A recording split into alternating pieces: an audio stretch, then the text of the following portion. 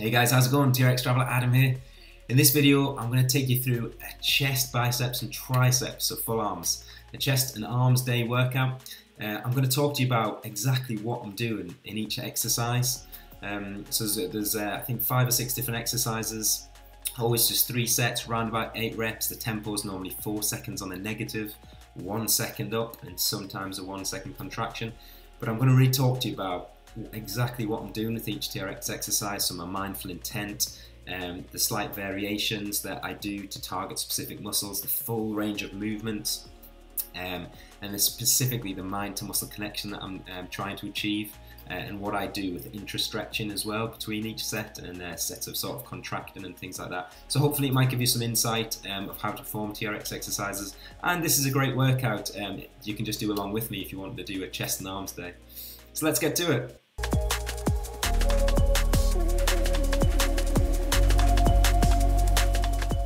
Alright, so we'll begin with a warm-up. If you've watched one of my previous videos, there's no need to sort of watch this warm-up again, so you can skip to the first exercise. I'll put the time codes down below. But if you haven't seen my videos before and this is the first time you're watching the warm-up, I'll take you through it anyway, just so you understand why I do it. I do the same warm-up for pretty much every single workout, but I extend it depending on whether it's a sort of upper body day or a lower body day. So I always start with twists and side to sides as you saw at the start, pretty generic. And here I'm just warming up the rotator cuffs, my shoulder girdle area, just slowly warming up the joints. The reason that the sort of main principle I try and do when I warm up is to warm up the joints. So especially around the hips, especially around the shoulders. Yes, obviously it's essential to warm up the muscles too, but that kind of comes into play a little bit later on, especially as you do some sort of warm-up sets before you do your main exercises. Now the reason that I really especially focus on, you'll see again here I'm doing more rotator, more sort of shoulder warming up, and here I'm doing some prone flies, again really contracting my back hard, contracting my shoulders, my rear deltoid, and raising it above and below. The statistics are between 80 to 90% of injuries between general enthusiasts in the fitness realm or with the shoulder girdle or the hip area.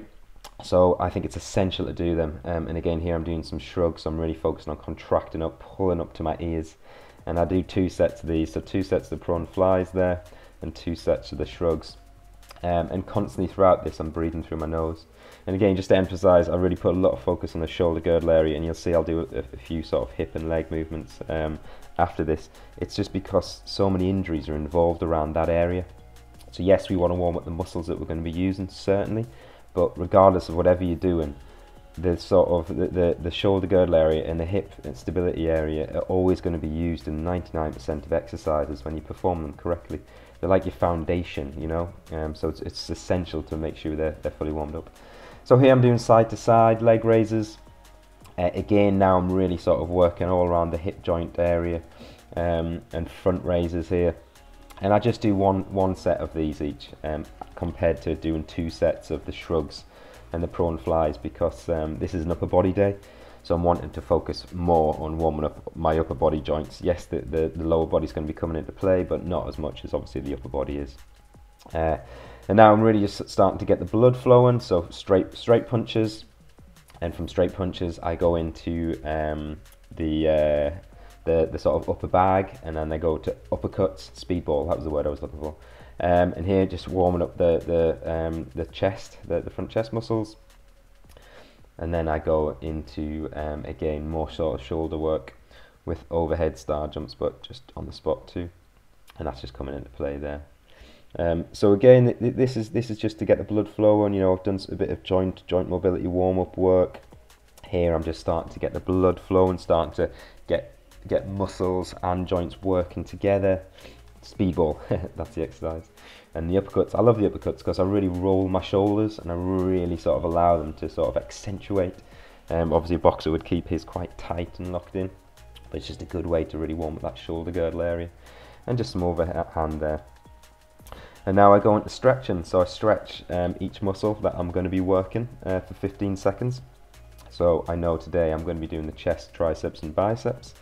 So I'm stretching the triceps for 15 seconds, and I'll stretch the biceps and the chest for 15 seconds. Now a lot of people might say, well, you shouldn't stretch before working out. I think it's, you know, the science swings either way. I look at it very simply, and I like to refer to Frank Zane, a fantastic athlete and bodybuilder.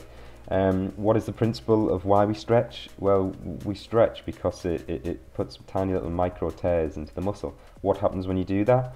It causes a response by the body to send blood there, to send nutrients there. Now, what do we do when we exercise? We want as much blood and nutrients and catabolic breakdown sent to that specific muscle area as possible. So by stretching, all you're going to do is encourage your body to send blood there, and you're going to encourage tiny little micro tears. It's almost like a free, easier way of training, if you look at it.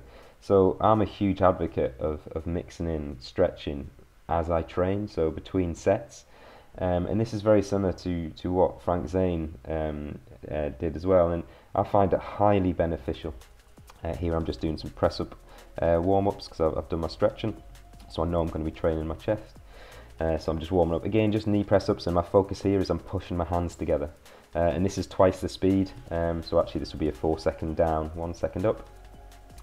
And then I'm just doing some downward dogs, and again I'm pushing my hands together. And now I get the TRX ready, and I'm just warming up my biceps. So I'm going through the motions here. I'm really sort of thinking, right, how do I do a bicep curl? I contract my tricep at the bottom, I curl up, and I supinate my wrists at the top. So in my head, I'm not only warming up the muscles, but I'm also warming up that mindful connection to them. And a warmed up muscle and also mind to muscle connection, warmed up prior to beginning the proper workout, it scientifically has been proven to get 30% better results rather than just going into an exercise hardcore, you know, not warming up, not connecting mind to muscle. And when you go in it, and not only is your muscle warmed, but also your mind is connected. You've felt it, you know what you do, and you've gone through it in your mind. You will activate and perform the TRX exercise so much better, 30% better. And now I always like to sort of pause a little bit. So here you can see I'm really contracting the muscle, I'm squeezing. So I'm doing chest here, then I'm doing biceps now, biceps and back. So again, this is just connecting with the muscle. You know, I'm feeling what it feels like to contract. I'm pushing extra blood pump in there. I'm doing the triceps now. So I'm really contracting that muscle. And I can tell you now, sort of, this is 10 minutes into this warm-up, my whole upper body now is starting to feel really pumped up. Okay, now we're going to the first exercise. Now the first exercise, I always do abs, so I do 5 minutes of abs on an upper body day, or I'll do 5 minutes of calves on a lower body day, and I always do that always before any of the workouts, whether it's upper body or lower body. So I keep it simple. I'm a big advocate of keeping abs simple, and I rotate 3 exercises, and I'll do them with a TRX or I'll just do them on the floor. And the 3 exercises I rotate are for targeting the upper ab area, the lower ab area, and the side ab area.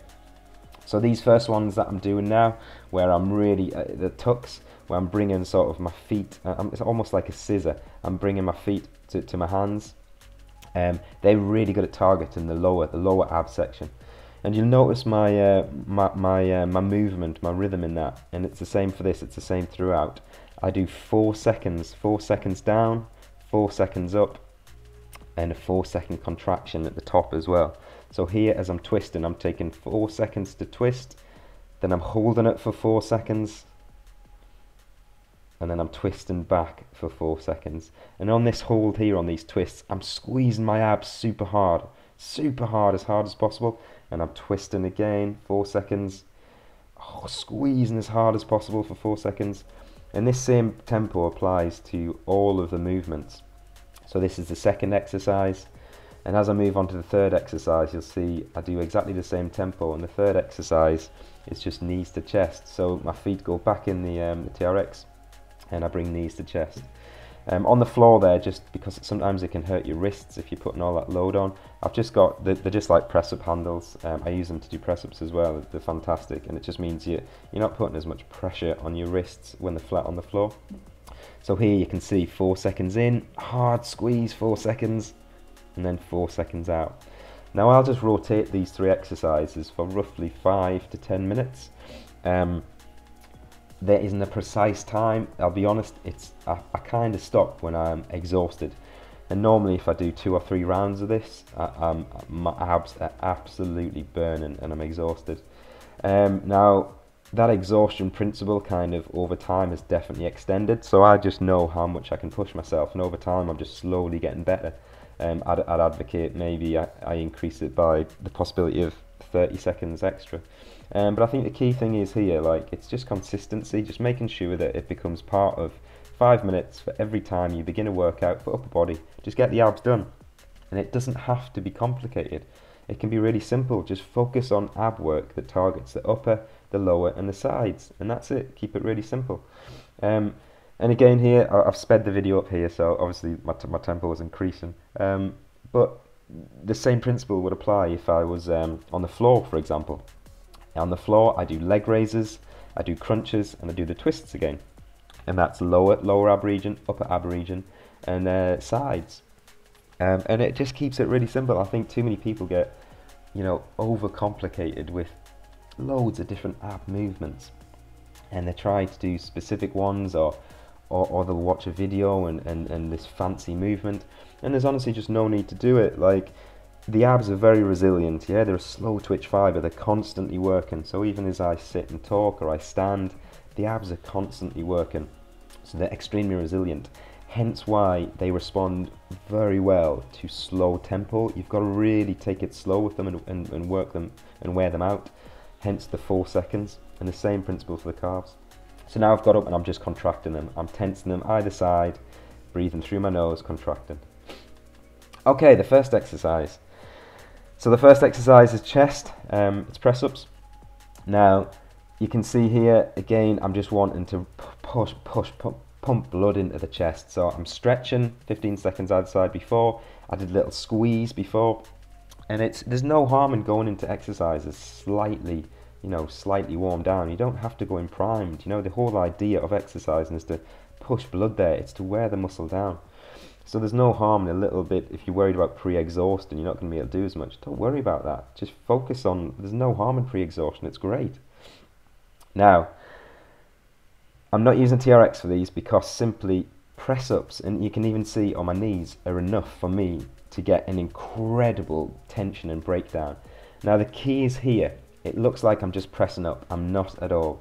What I'm doing on these press-ups is I am only trying to push my hands together. So I'm trying as hard as I can to push my hands together on the floor, both up and down.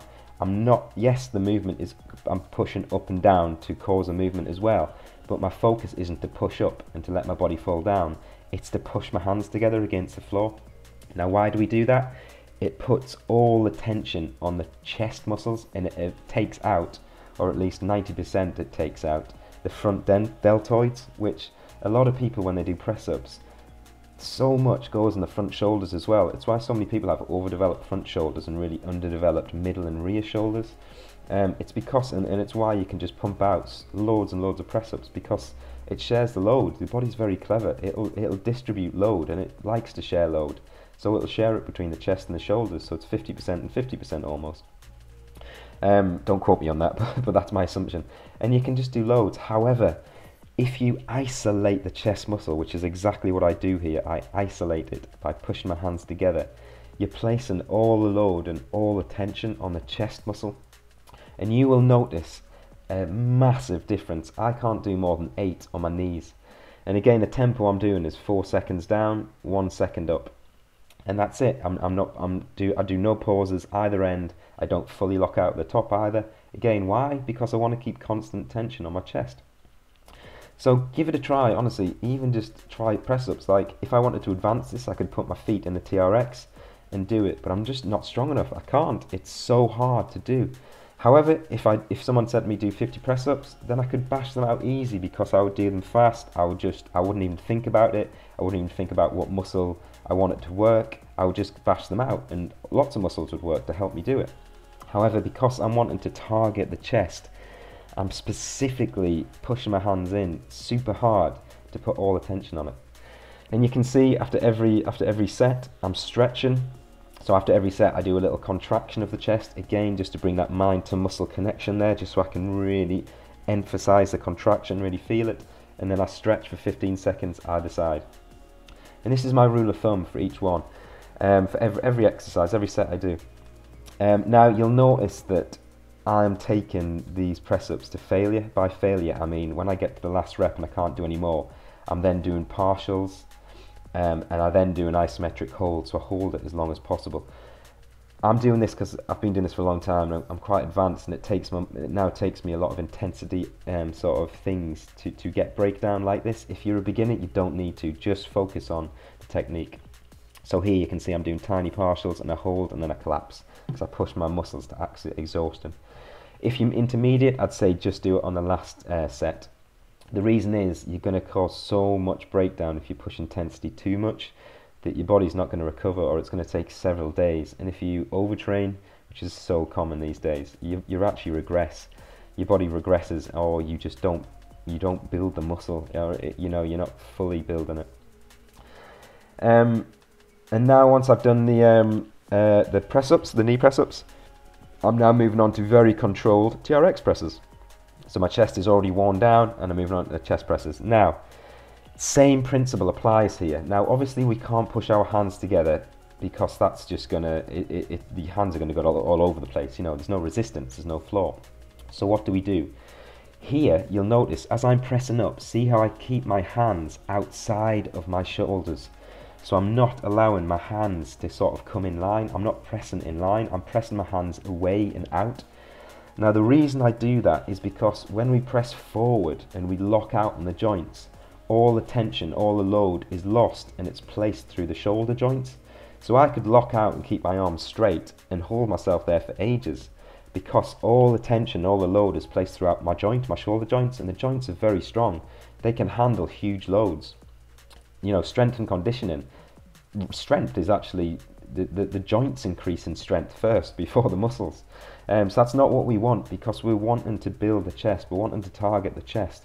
So I'm keeping my hands constantly outside of my body, and you'll see how much more difficult it is, because I'm not allowing any other muscle to help me. So all the tension is placed through my chest. And you'll notice again, I'm failing, so I'm going to partials here. Again, I wouldn't suggest this unless you're quite advanced. There's no need. You can see my face, I'm pushing my body, I'm really pushing it here. And then I basically collapse. And you'll notice I'm really on the eccentric, the downward phase, I'm stretching the chest right out. So I'm really sort of allowing my elbows to come right back. I'm pulling my shoulder blades right back to really stretch out. And of course, again, what did I do as soon as I finished there? I contracted my chest muscles just to get that extra squeeze, that mind to muscle. And now I'm stretching my chest. And then I'm breathing through my nose. So again, that was 4 seconds down, 1 second up. No pause at the top, no pause at the bottom. And I'm breathing through my nose. And now I'm just speeding the video up here, just to get through the second set. So all these sets that I'm doing, it's always 3 sets. I don't need to do any more than 3 sets at the moment, because I push every single set to failure. Now, different programming is different for everybody. Sometimes I do 4 sets. In fact, I love doing 4 sets or 3 sets, and I don't push every set to failure. But on the last set, I'll do a drop set, and it's just a different kind of intensity. Just to cut in, you'll see, watch how far back I stretch my chest. So see how far back I was stretching there? I'm really allowing my hands to go right back and stretch. And the TRX is great because it gets such huge ranges of motion. Like on a bench, I wouldn't do that because the barbell would get stuck on my chest. But I can take my hands beyond my chest and back. So the more we can lengthen that pectoral muscle to then contract it, to squeeze, the better, the bigger the range of motion. Sorry, I'm getting my words twisted. The more stretch we can place on that eccentric to then contract and shorten the muscle over a range of motion, the better the development. Why? Because we're hitting the muscle across the full range of the fibers. Muscles have sort of 3 ranges of strength: the middle, the bottom, and the top. And we're often stronger in different areas depending on how we stand. So the more we can accentuate the range of motion through all 3 of those areas, and break down all the fibers, the better we're going to build in total. You know, it's possible just to use the for the example, the middle of a bicep, and just fire the middle fibers, and that's why you won't get much peak development, because it's sort of the top contraction when you supinate that causes the peak contraction. You know, the peak like what Arnold Schwarzenegger had, for example. So we always want to try and take biggest ranges of motion, you know, taking a muscle from its lengthened state as much as possible to its contracted. I digressed a bit there. So again, you can see I'm now focusing on squeezing that chest, stretching it. And because this was the last set, I'm just doing an extra little bit of posing here. Don't get me wrong, I'm no expert poser, but I'm really squeezing each left and right pectoral there, and then I'm squeezing the whole chest there and the front shoulders. So now you can see I'm warming up the biceps again. You know, we've done some chest work, but my biceps have cooled a little bit because they weren't working much. So I'm just doing a little bit of contracting, a little bit of stretching, just to sort of tell my body, right, be prepared, we're going to start working them now. So the exercise I'm doing, this first bicep one, is the bicep hammer curls. I love the hammer curls because in the simplest way to think of them is they're going to build width of your arm. They target the outer bicep. Now my technique here, again, it's 4 seconds down, but watch what I'm doing. So as I lower myself, I'm contracting my triceps at the bottom, and at the top I'm twisting my wrists, I'm supinating them out, so I'm twisting my little pinky upwards. Now we contract the tricep at the bottom because when a muscle, an opposite muscle contracts, it lengthens the other opposite muscle. So when my triceps contract at the bottom here, it lengthens my bicep muscle more. Now if you compare that to if I lowered myself a little bit and kept a little bit of a bend in my elbow, there's maybe an inch of bicep muscle at the bottom that won't be used. It's relaxed totally. So that's what, going back to what I was saying, we won't be taking the muscle through a full range of motion from a fully lengthened to a shortened state. So by doing this, by lengthening, by contracting the tricep, we lengthen the bicep and we take it right up and we contract it from a fully lengthened to a contracted, shortened state, which is much better. Now, the importance of supinating the wrist, so twisting at the top, that is basically, again, going back to a full range of motion. What is a full range of motion for the bicep muscle? Well, it's actually from the knuckles facing forward to twisting the wrist right round as you bend the elbow up, and it twists your arm, your whole forearm and wrist right round. So if you just twist it now, if you hold your arm in a sort of bicep curl position and just twist your little finger up towards your face, up towards the sky, and feel your bicep, you'll feel it working. That's the peak, that's the real peak contraction of the bicep. So that is how we target that peak area. And that is really the key to building a big bicep, a high, tall bicep. It's that supination at the top. It's what Arnie talked about loads. Any you know, Rich Gaspari, Frank Zane, any athletes, pro bodybuilders, who you know, have fantastic peaks, good arms, good biceps. It's because they take it through the full range of motion, and you'll notice they pay particular attention to that supination at the top, that twisting. So on every curl, I'd recommend you do that, and you can see, if you look just closely, you can see I'm just twisting out a bit. So I'm twisting. Now you see, I noticed I shuffled a bit there, and I reset my foot position. There's no harm in that. I basically started it, and I realised, holy crap, I'm not going to hit the 8 rep range that I'd like to. So rather than just do 5 or 6, I want to keep, you know, I want to hit my rep ranges, because in the end, doing, you know, 3 sets of 8 is better than doing 3 sets of 8, 6 and 6, you know, because it's more load over more frequency.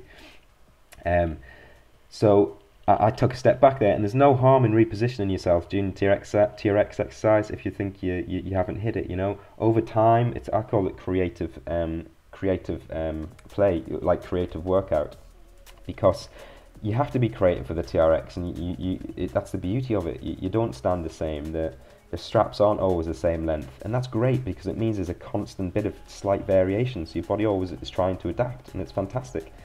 But there's no reason why you need to, if you need to reshuffle, do it. That's absolutely fine. So you'll see this. I think this is my last set now, and again, obviously, I've been pushing these to absolute limit. So you'll see as I exhaust here, watch what I do when I start to really tire. I'll then go back to doing partials. So you can see here, I'm like, yeah, okay, I'm tiring. So partial. Oh no, I've got one with me. There's a partial, and I'm holding, and I go down. Now, why do I do these partials? Because I want to exhaust the muscle through every single strength range, through concentric, eccentric, and isometric. Concentric is curling, eccentric is when I lower myself, and isometric is holding. So that's how a muscle works in strength. We are weakest when we curl, so contracting when you're curling it. We're strongest when we hold it solid. We're strongest on the eccentric when you let it go down, and we're second strongest on the isometric. So if you can exhaust the muscle through all those ranges fully, you can be pretty much guaranteed you're going to get development. A lot of people will only exhaust it on the concentric, so they'll just do curls and that's it, they'll stop. Well, you've left out the muscles that would be used for the eccentric and the isometric. Now again, that's quite advanced training, so it's not necessarily needed if you're a beginner or to intermediate, but I just want to sort of give you the science and explanation behind it. So this second exercise is the reverse grip curls. Now this targets the brachialis muscle, which is in our forearm and leads up to sitting behind the bicep. And what this does, when you build the brachialis muscle, it's a fantastic muscle, not only because it's very good for functional stability and fitness. So if you can do these curls, it means you've got good wrist strength, it means you've got good range of motion in your arms, your elbows. But targeting the brachialis muscle, and when that builds, it basically pushes the bicep and tricep away from each other. So it makes your arm bigger, and it gives it more tone. And you know, even I don't mean to put females off with this exercise, because it's a fantastic exercise. You're not suddenly going to get gigantic arms. If anything, it's going to help toned arms, because the good quality dense muscle of the bicep and tricep that you're working, it's going to push them a little bit more to the surface. So you're going to get more shape to your arm. So the reverse grips is such a good exercise on curls. I think people leave them out. You know, too many people focus on just the standard curl. And don't get me wrong, standard curl is fantastic, but it's good to mix it up, and it's certainly good to incorporate these, because these are just such a good exercise. You know, it's not always about working on the sort of surface muscles. It's about working on the underneath ones as well that will make an impact on the surface muscles. So you'll see here again, I'm doing the 4 seconds sort of down, 1 second up. And sometimes on curls, I do like to do it 1 second contraction at the top, and just to really sort of emphasize it. And again, I finished the second set here. So what am I doing? I've gone into contracting the muscles, so I was contracting the biceps there, and now I'm stretching out the whole bicep, forearm, and brachialis muscles there for 15 seconds either side, just as I always do. So I would certainly recommend you working these into your workouts. Now we're on to triceps. So we've done 2 sets chest, 2 sets biceps, and now we're on to triceps. Here I'm doing close press triceps, or just close grip press. Sorry, tongue twisting again. Now my focus here, I'm pressing up. And I'm on 1 second, I'm going down for 4 seconds, but I'm really focusing on putting all that tension on the tricep muscle, so much so that at the top I'm just giving it an extra squeeze. These are a fantastic exercise if you struggle to feel your triceps working. They're so simple, you don't need to stand too far away, you just need to allow the straps to come sort of past your neck and over your shoulders, and you just push away, and honestly, it's hard not to involve other muscles other than your triceps, and you'll feel a super burn in them. It's a really good one to pair with an exercise that really then lengthens the tricep. So this isn't really lengthening the tricep too much at all, because you can see that I can only take my arms as far as my chest. So my tricep isn't really stretching. If you think about when we stretch a tricep, we put it up behind our head and we pull it back. That's taking it to a fully stretched position. But because the triceps are 3 different heads, it's really hard to like isolate each head. So the best way to develop triceps is to use different exercises that target them from different angles and different ways. So this close grip chest press is fantastic to then use with an exercise that will stretch. So you can see here I'm stretching my tricep. It's fantastic to use with an exercise that will stretch the tricep like that. So basically a skull crusher, and that's actually the next exercise I do. So sometimes if I'm really wanting to overload my triceps or work them super hard, I'll do this close grip press with a skull crusher as a superset back to back. So I'll do the skull crusher first to really lengthen the tricep, and then I'll do these close grip presses to really focus on the contraction at the top, because you can't feel much of a contraction on the skull crushers at the top of the exercise, but you can feel a really good stretch at the bottom. However, it's the opposite on these presses. You can feel a really good contraction at the top, but not a stretch at the bottom. So again, that's talking about using exercises back to back that work the muscle in different strength ranges. You know, I wouldn't now want to do something that would emulate this, because you know, for example, I can't think off the top of my head, but I wouldn't want to do something that's just going to be the same as this, because I've already worked that sort of strength range in that area of the triceps. So again, you saw, and I'm taking these to failure, so you'll notice as I sort of tire, which I think I'm doing here by my ugly straining face, I'm just starting to do partials. So a little pump, one more, no, and I tried to hold it for as long as possible, but I couldn't.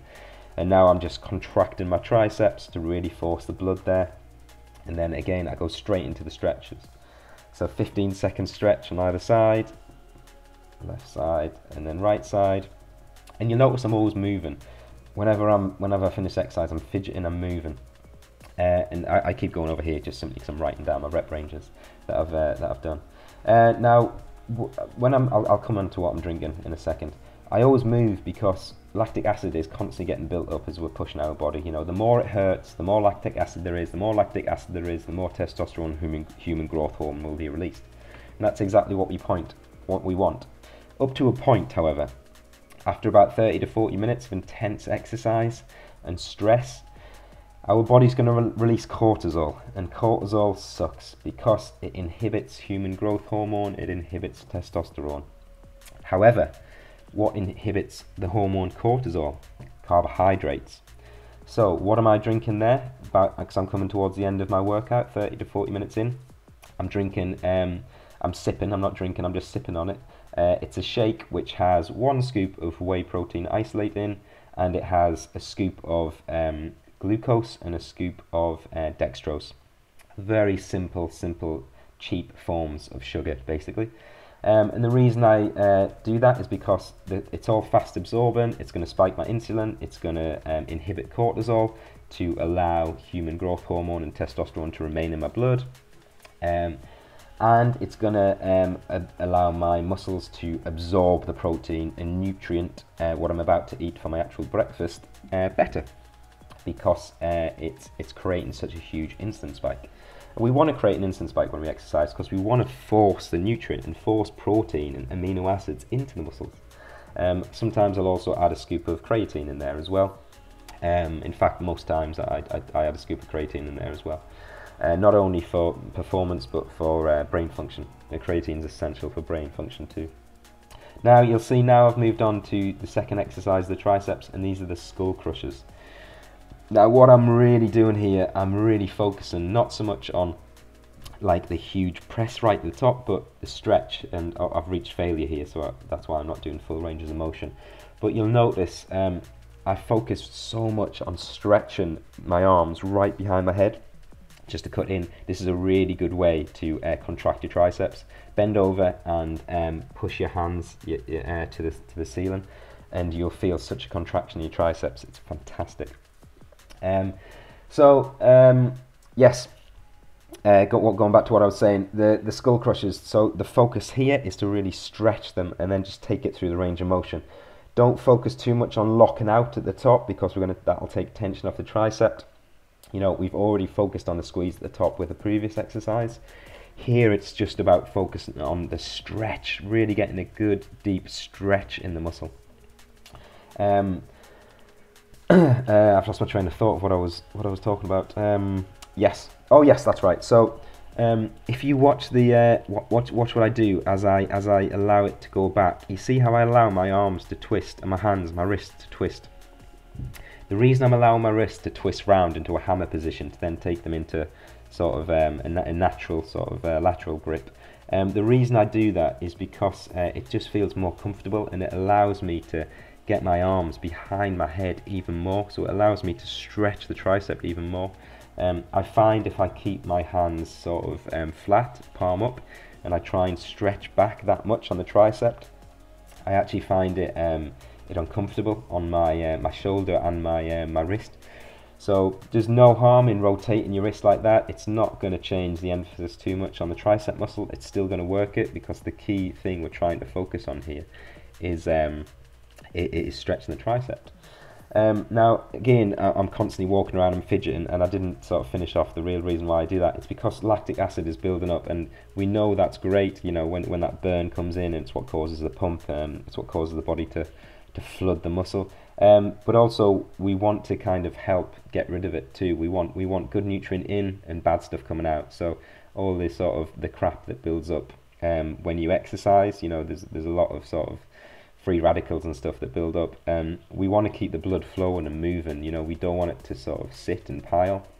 So the more you just gently move around on your rest periods, like don't just sit, keep moving, it'll keep blood flowing, it'll keep sort of your heart rate up a little bit, it'll keep that blood flowing and moving, and that's what we want. We don't want blood to sort of become sort of, I can't remember the scientific word, God, I'm going back to biology days, but it sits and it pools in your blood if you just sit, and that's not what we want, because we want to keep the blood moving, we want good nutrient going in, and we want the bad stuff taken away. So here I'm just doing a sort of a final big squeeze, because that was the last set on those Skullcrushers. So I then like to just sort of really sort of just squeeze every muscle, contract every muscle I've worked. So you know, I've worked on the chest muscle, I've worked on the tricep muscle, and I've worked on the bicep. So here I'm just doing a tiny little bit of posing. Again, I'm no posing expert, I am doing courses in it because I just love feeling my body and how it feels to contract, and I'm learning from a fantastic mentor on that. But again, it's just creating that mind to muscle connection. It's just sort of, it creates density in muscle, and it just helps to feel what it should feel like to contract the muscle. Now that was basically the workout, but I love pairing resistance bands with tricep, with TRX. It's why I've also created resistance band programs, because you can do so much with a resistance band. So I had quite a bit of energy left over, and I wanted to just work on my triceps a bit more because they're a weak point for me, I feel. So here, what I'm doing is I'm doing just simple resistance band pull downs or extensions. And same principle, 4 seconds up. And at the very top here, I'm squeezing my biceps, so I contract my biceps super hard. And then I contract my triceps to pull them down. Again, why do I contract my biceps? Well, it lengthens the tricep. So contract bicep, lengthen tricep, and push down. And again, I'm taking these to failure. I love resistance band work. It's such a different, it's such a different feeling, and it's such a different challenge on your muscle. It almost, in my opinion, shocks it. So sometimes if I've been training for months with my TRX, I'll then take 2 months off and just train with a TRX, and just train with a resistance band. And I only use this one resistance band, and I'll normally follow the resistance band muscle builder program, which I created, and there's a link to it down below if you're interested in building muscle or training your body with a resistance band. And it's just so different, because you have to control this elastic in a whole new manner. You know, it's a whole new tension, and it's a whole new stability type of control. You know, when you're doing a curl with a resistance band, and you're lowering it, your hands, the first time you do it, are a bit all over the place, because your muscles just haven't got the little stabilizers sort of built or strong enough to steady it. So I'd certainly recommend it if you wanted to vary things up. And of course, I do 3 sets of this, and I love these extensions, when done properly. So you'll see here, I'm not locking my elbows into my side because I'm leaning forward. Because for me, range of motion, I know I can keep my elbows, you'll see I'm keeping them straight, I'm keeping them sort of locked in and solid, I'm isolating the tricep. But by leaning forward a little bit and pushing my elbows forward a bit, it allows me to get a greater range of motion. And basically, it allows me to pull down more.